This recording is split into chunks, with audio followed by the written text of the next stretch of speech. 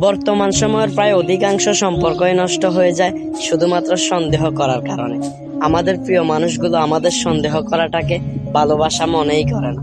অথচ হুমায়ুন ফরিদী স্যার সন্দেহ নিয়ে কত সুন্দর একটা লেখা লিখেছিলেন।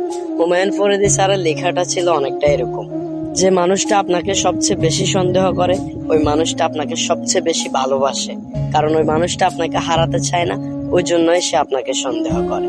বিল গেটস সন্দেহ নিয়ে খুব সুন্দর একটা ছন্দ বলেছিলেন। ছন্দটা ছিল অনেকটা এরকম: আপনার ভালোবাসার মানুষ যদি আপনাকে সন্দেহ না করে তাহলে বুঝে নেবেন তাকে ভালোবাসার আরো মানুষ রয়েছে। সন্দেহ, ঝগড়া, রাগ, অভিমান, ছোট ছোট বিষয়গুলোর কারণে বর্তমান সময়ের অধিকাংশ সম্পর্কই নষ্ট হয়ে যায়।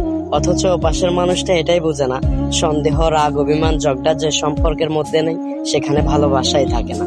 ভালো থাকুক পৃথিবীর সকল ভালোবাসাগুলো।